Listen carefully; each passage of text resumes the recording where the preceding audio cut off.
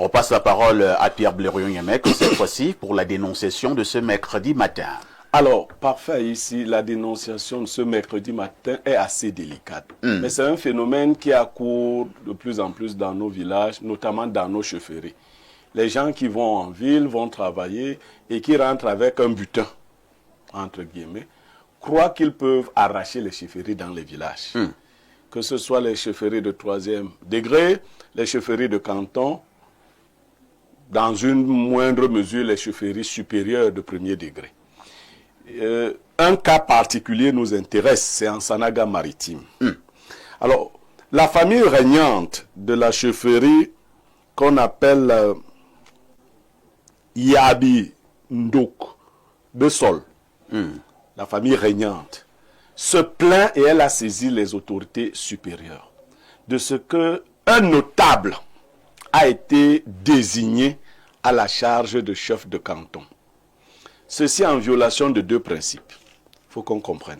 Selon la loi, les notables ne peuvent pas devenir chefs.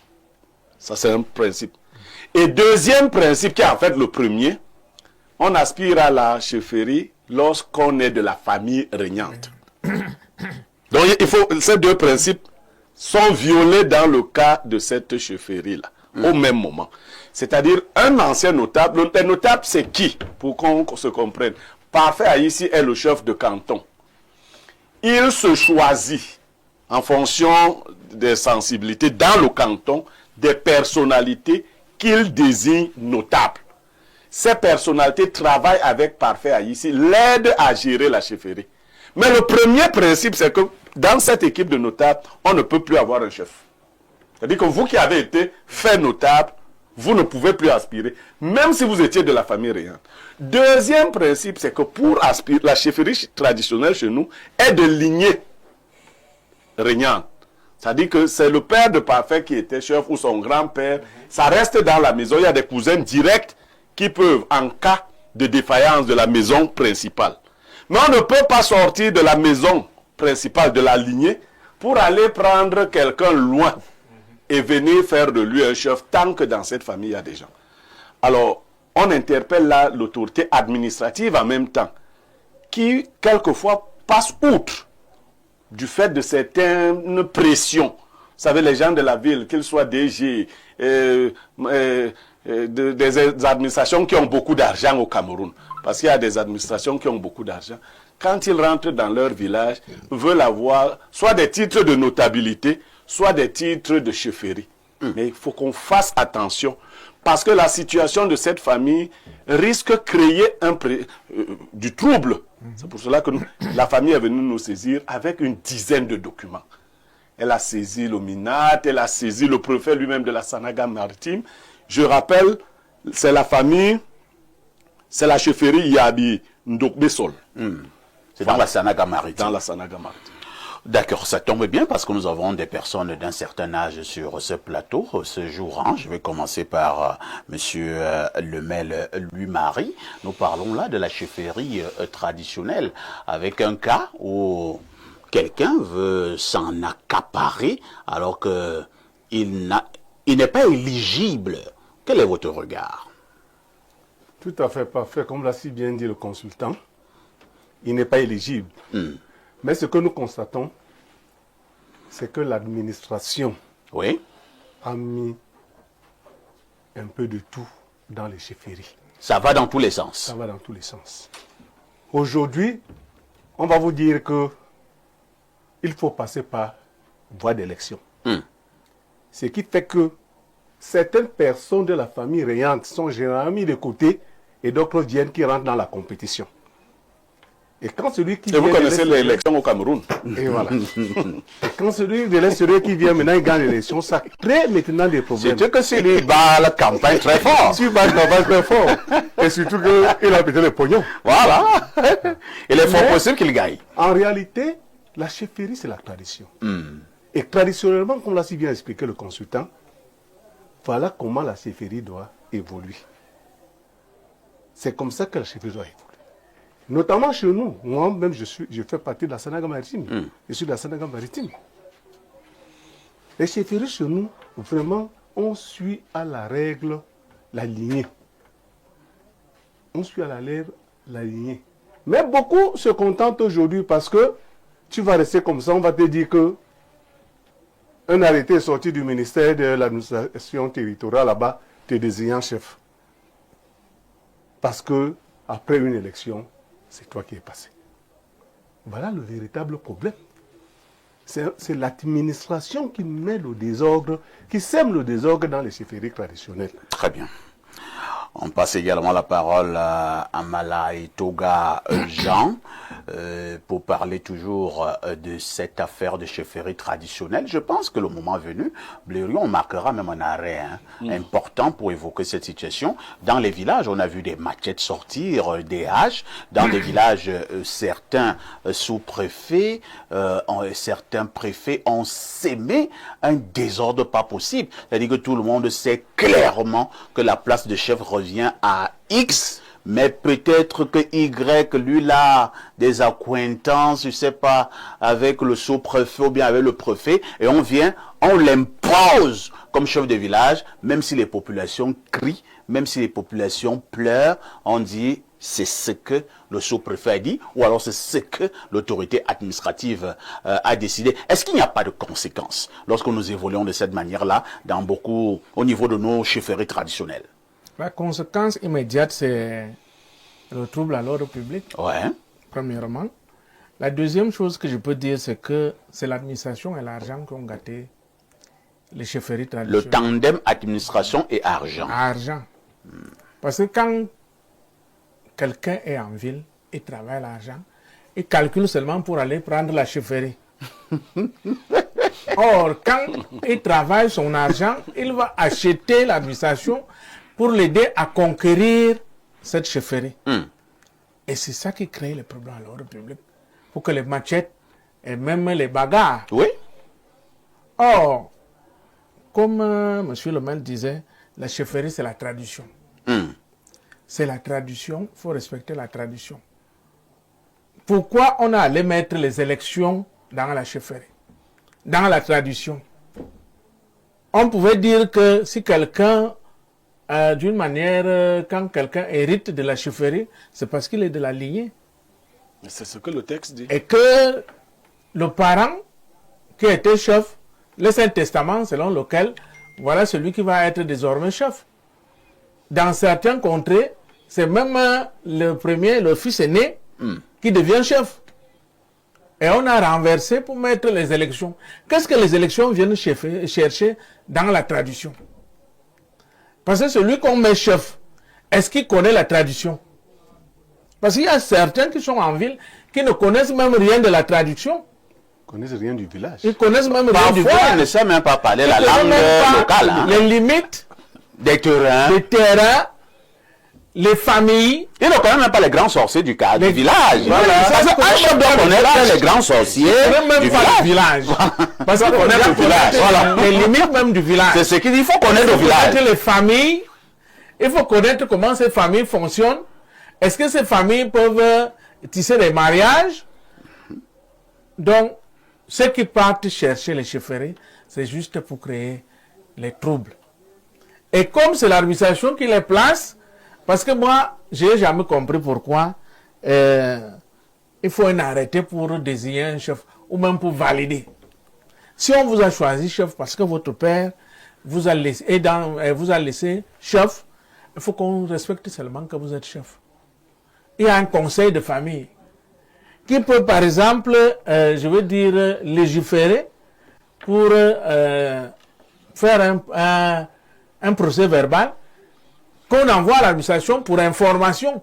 On n'a pas besoin de l'administration pour venir dire que c'est nous qui validons ou bien nous sortons un arrêté pour dire que c'est l'autre ou des... Non, même pas désigné. Ils sortent un arrêté pour confirmer que tu es chef. Vous étiez homme d'abord là. Vous n'êtes même pas dans cette famille. Pourquoi vous sortez les arrêtés? Merci. Donc moi je pense que c'est... Il faut qu'on revienne aux situations antérieures. Qu'on revienne donc à l'orthodoxie. Merci Mala Etoga Jean. Rodrigue Adalbert Evina. Tu n'es ni de la lignée, tu es déjà notable et tu veux devenir à nouveau chef. ça crée une situation conflictuelle du côté de la Sanaga maritime, dans un village que Blériot a cité. Il y a Bindok Bessol. C'est la grande famille Nietamge qui est la famille régnante. Hein, parce qu'il fallait peut-être le préciser. La famille régnante qui se plaint, c'est la famille Nietamge, représentée par Nietam André. Et le village, c'est il y a Bindok Bessol. Il y a Bindok Bessol. Ça va arriver. Hein. Voilà. Vraiment, le village, là, c'est une appellation quand même compliquée. Et on peut comprendre aussi la situation conflictuelle. Rodrigue, votre commentaire. Oui, parfait. Ici, je vais dire que il y a une grosse question quand même à se poser. Que devient la chefferie traditionnelle aujourd'hui? Grande question. Que devient la chefferie traditionnelle? La chefferie traditionnelle aujourd'hui est désacralisée. Ouais. La posture d'imposture de plusieurs chefs traditionnels, c'est-à-dire celles-là qui ne sont revêtues d'aucune légitimité, c'est tout ça aujourd'hui en fait qui jette du discrédit sur la chefferie traditionnelle. Mes illustres aînés l'ont dit, nous avons aujourd'hui des chefs traditionnels qui ne sont même pas bien assis. Parce que non seulement qu'ils n'ont même pas la parfaite connaissance des localités dans lesquelles ils revendiquent cette posture assez élevée de la tradition, ça veut dire qu'ils ne connaissent vraiment personne au village, ni les familles influentes, ni les grands sorciers, comme vous l'avez dit, ni même les limites des terrains, comme vous l'avez dit. Il se trouve que beaucoup d'entre eux, comme je l'ai dit, c'est comme ça qu'on parle chez les initiés, ils ne sont pas assis. Celui-là n'est même pas capable de faire une sortie astrale. Ah bon? Oui, ça veut dire qu'il y a des positions à prendre mystiquement pour le village. On n'est pas chef seulement pour parler.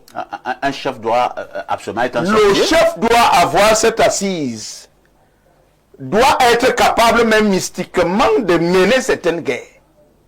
Je dis bien mystiquement.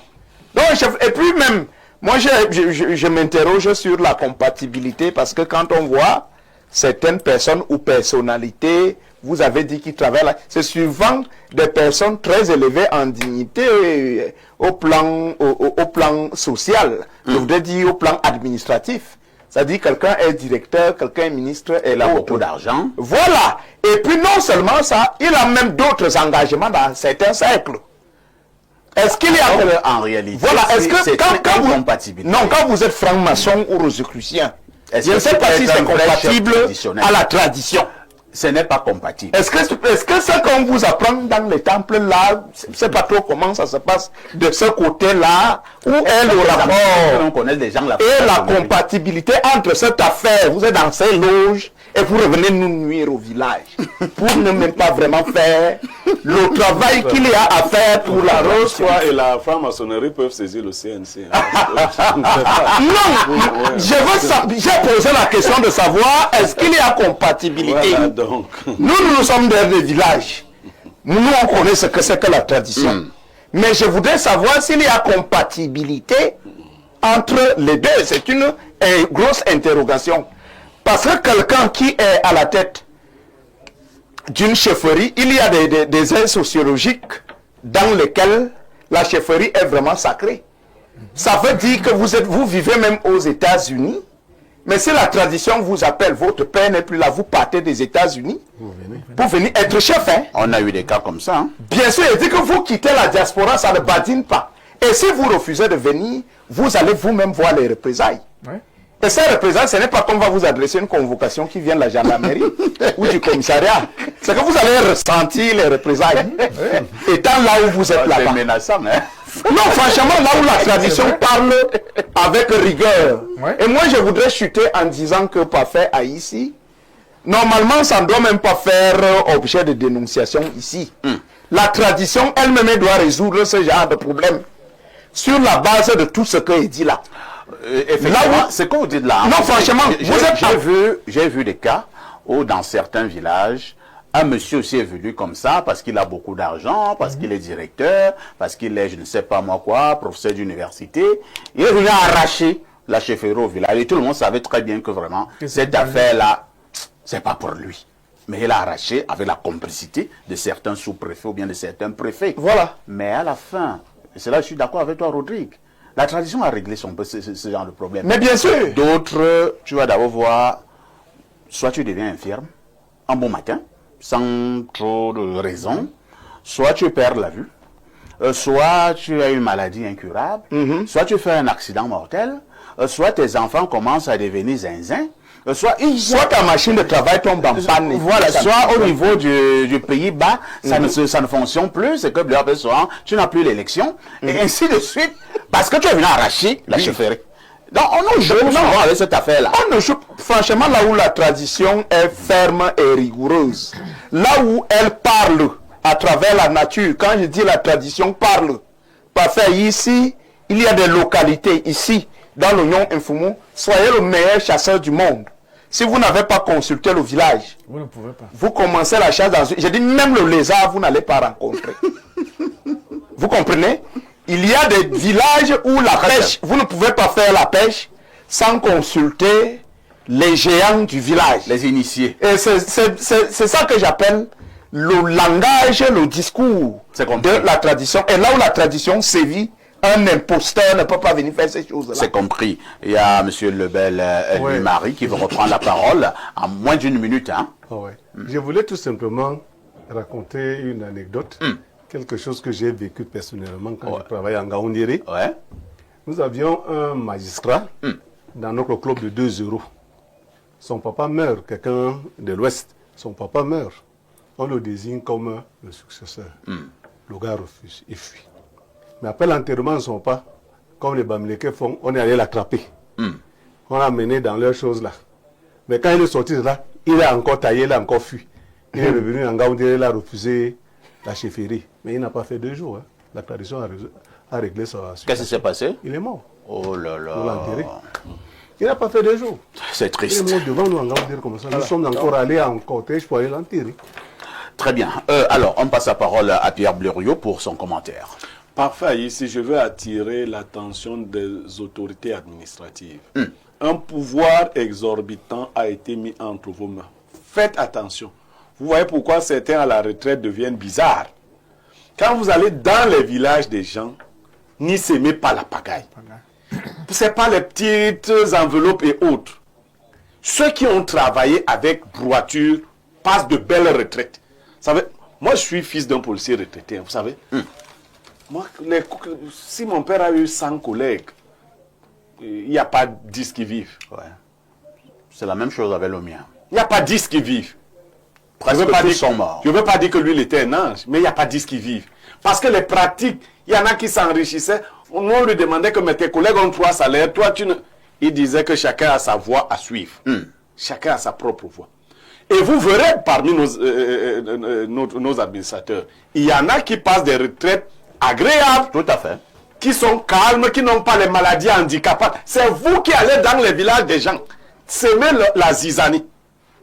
Sur le cas de la chefferie de la famille Régnan Nietamgé, j'invite le préfet de la Sanaga Maritime à mettre un œil beaucoup plus vigilant.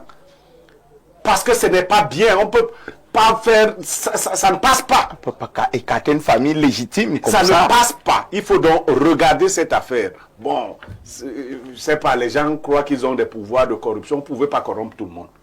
Si vous n'êtes pas de la famille Régnan, retirez. Qu'est-ce que les gens aiment même trop avec cette affaire-là? Vous pensez même que pour être vraiment mystique, vous avez besoin des titres, des chefs, bonbons et tout ça. Il y a des gens qui terrorisent un bonbon. Hein? Moi, je sais de quoi je parle.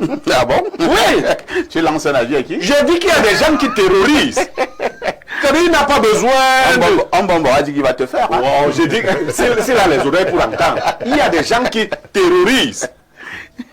Merci Pierre Blériot. Alors, beaucoup de messages. Hein. Nous lisons quelques contributions. Bonjour le panel, particulièrement à l'esprit Niemek Blériot. Pourquoi on parle de chefferie traditionnelle dans les villes comme Douala en balayant les ayants droit au profit des étrangers placés par élection? Est-ce qu'il n'est pas nécessaire d'enlever l'appellation chefferie traditionnelle dans les villes comme Douala et même les villes du Mungo?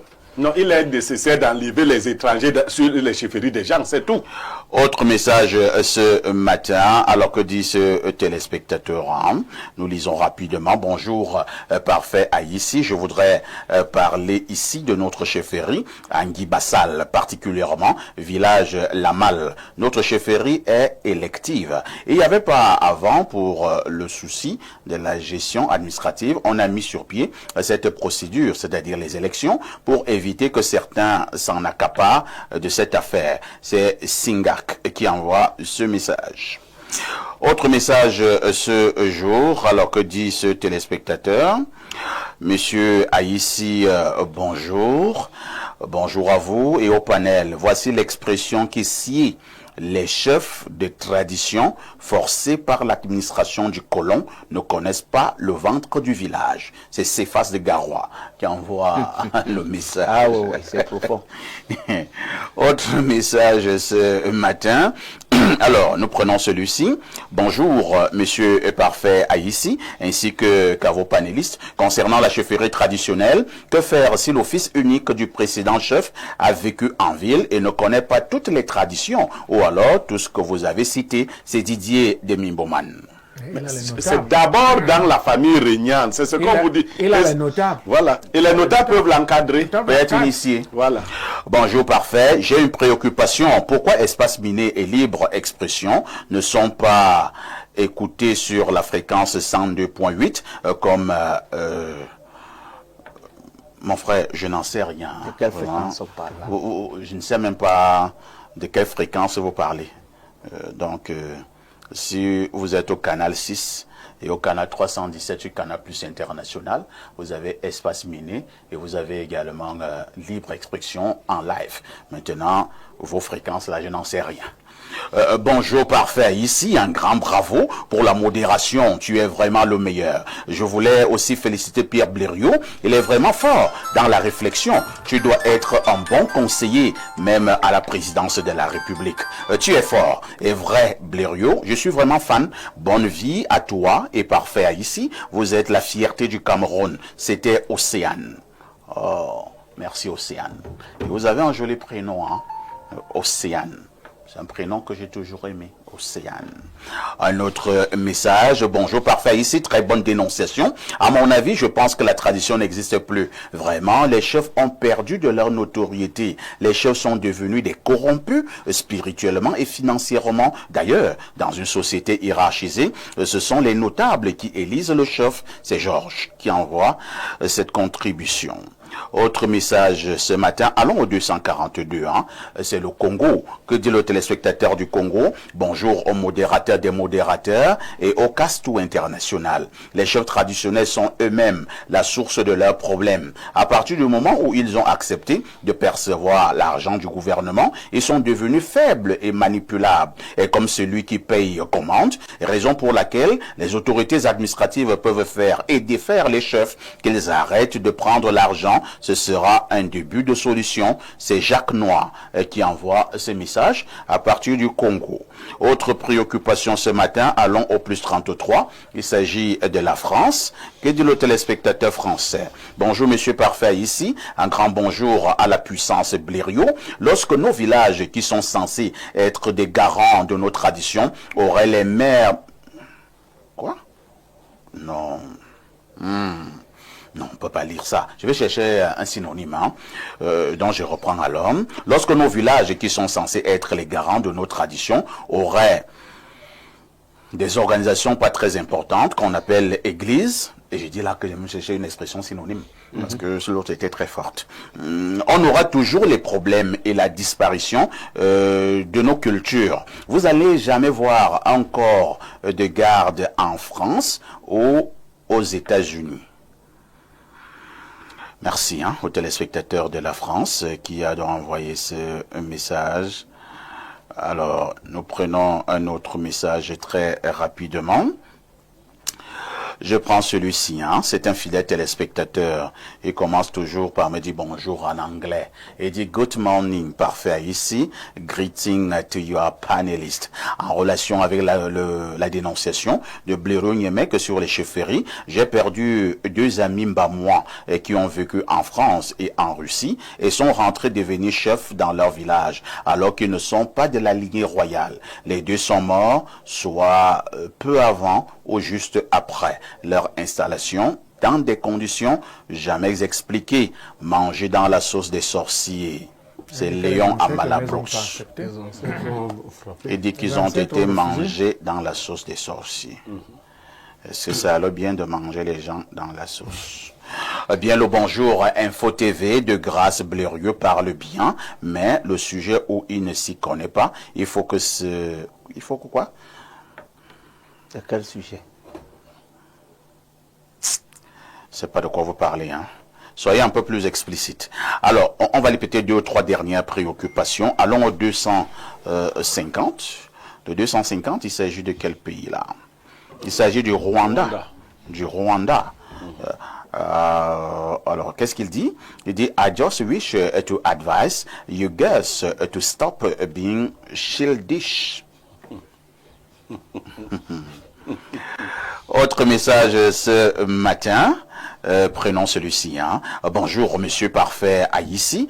Pour votre information, le parti politique que vous détestez là et qui gouvernera le 237 bientôt lance sa propre chaîne de télévision ce jour.